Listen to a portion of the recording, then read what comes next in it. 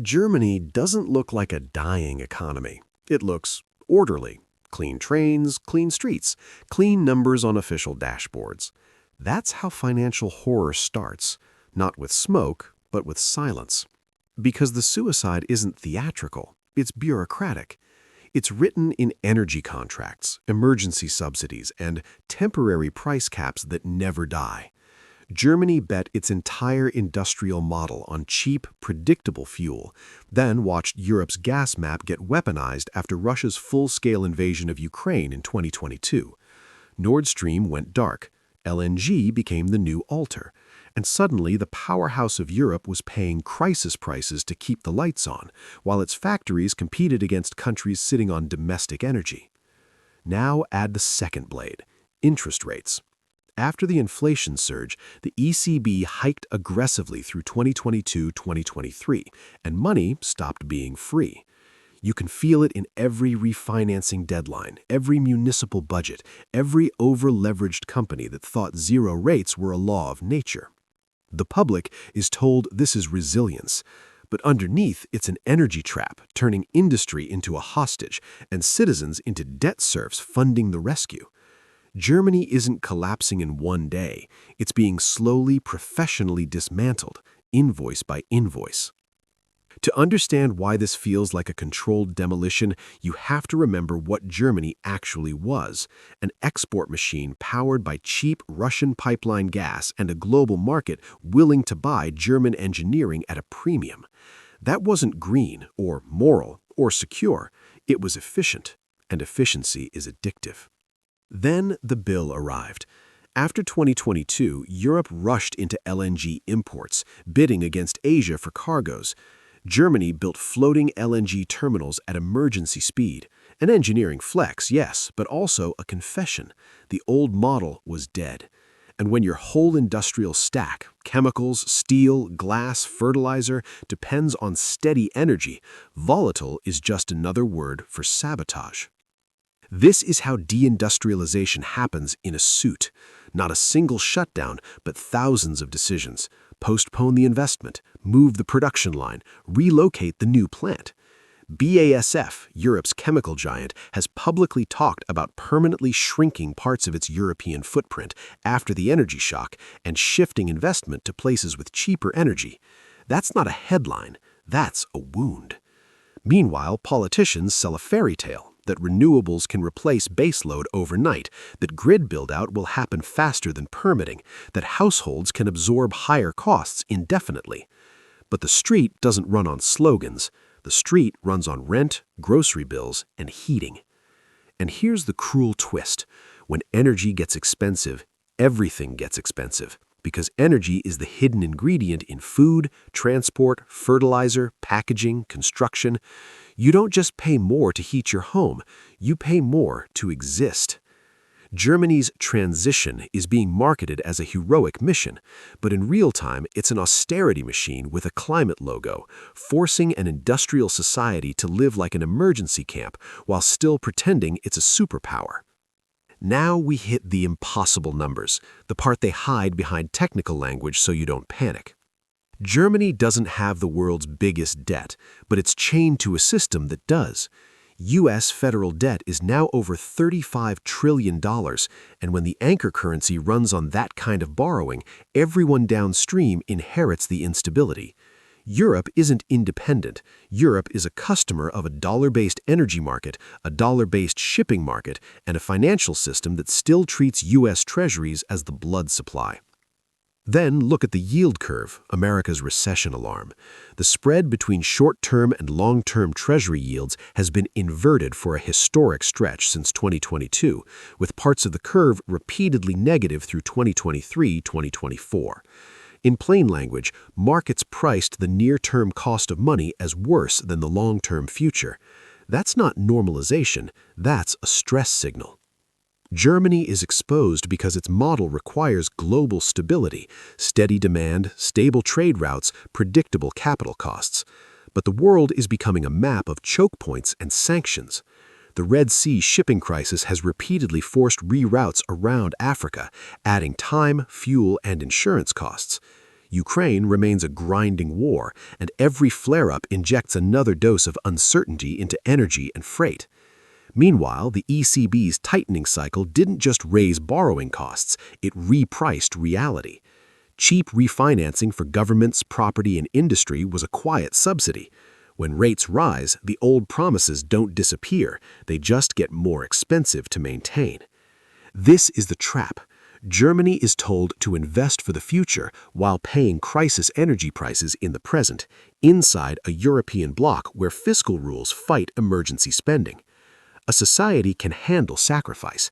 What it can't survive is sacrifice plus denial, when leaders insist the numbers are fine while the cost of living eats the country alive. Germany has seen this movie before. Not the exact plot, history never repeats cleanly, but the same smell of rot. Weimar hyperinflation wasn't just too much money, it was a legitimacy collapse, a state trying to keep order while trust in the currency evaporated. People remember wheelbarrows of cash, but the deeper horror was psychological. The moment citizens realized tomorrow's money would be worth less than today's bread. Germany built modern fiscal religion out of that trauma, price stability above all. And yet here we are, watching a different kind of monetary violence. Not wheelbarrows, shrinkflation. The bag gets smaller, the quality drops, the official price barely moves. CPI tells you inflation is cooling, while your grocery basket tells you the truth with a straight face and an empty wallet. The public isn't stupid, they just get gaslit by averages. Now zoom out, the fall of Rome. The empire didn't die only by invasion, it died by overextension, debased currency, and a ruling class that treated the provinces like an ATM. Sound familiar? Today's provinces are households. The new debasement isn't clipping silver coins, it's endless fees, higher energy bills, and taxes that grow while services decay. And 1929? The lesson wasn't stocks go down, it was that leverage turns a downturn into a massacre. You don't need everyone to fail, just the wrong institutions at the wrong time. When money is tight, everything leveraged becomes fragile.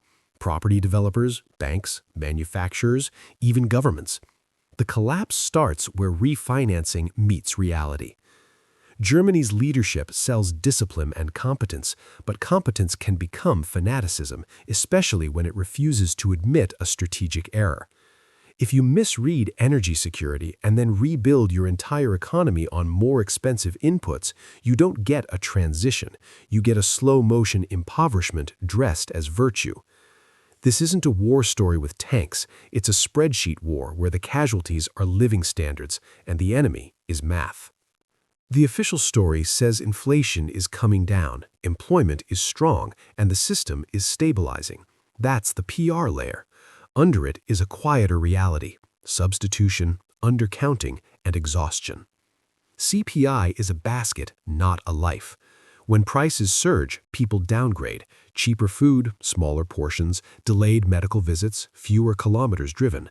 The basket adapts and the statistic calms down, while the person gets poorer. That isn't recovery, that's managed deprivation. And employment? Germany's labor market has stayed more resilient than many expected, but the rot doesn't always show up as joblessness. It shows up as reduced hours, hiring freezes, temporary contracts, and we're not laying off, we're just not replacing. Industrial firms can keep headcount while cutting investment, shifting capacity abroad, and hollowing out the future. The body is still standing, the organs are failing. Then there's housing, where the horror becomes physical. Higher rates hit mortgages, construction finance, and rents through scarcity. Without quoting a single viral number, you can see the direction. Fewer new builds, higher carrying costs, more pressure on tenants. The street reality is not abstract. More people packed into smaller spaces, more queues for affordable apartments, more anger at the political class. Retail is the canary. When households are squeezed, discretionary spending dies first. Stores close, foot traffic thins, city centers start to look normal until you notice the empty units multiplying like missing teeth. And through all of this, the state is asked to do the impossible. Subsidize energy, support industry, fund defense, expand grids, manage migration pressures, and keep the social contract intact, while borrowing becomes more expensive. The promise is always the same: temporary measures. But temporary measures in fiscal politics are how permanent burdens are born. This is how debt slavery starts in a rich country, not with chains, with bills that never stop arriving. Watch what smart money does, not what it says. Central banks have been net buyers of gold at a historic pace in recent years, documented by the World Gold Council. That's not a conspiracy theory, it's a signal. The same institutions that tell you fiat is stable are accumulating an asset that exists precisely because fiat regimes eventually crack under politics. Gold isn't bought because the future is bright. It's bought because the future is uncertain and because sanction risk is real. After the West froze a large portion of Russia's foreign reserves in 2022, every country holding reserves got the message: your safe assets are only safe if you stay obedient. That one act accelerated the logic of diversification toward gold, toward alternative settlement channels, toward anything that can't be frozen with a keystroke. And then there's Bitcoin. Volatile, risky, worshipped, and mocked. But it has become a psychological hedge for a generation that watched monetary rules change overnight. QE, then inflation, then aggressive hikes, then whispers of future cuts when the pain gets political. When rules are rewritten, people look for exits. Corporate behavior tells another story. When executives warn on earnings calls about weak demand and high uncertainty, they're not reciting poetry. They're telling you they don't trust the macro environment enough to bet long-term. CapEx gets delayed, plants get built elsewhere, supply chains get redesigned around geopolitics, not efficiency.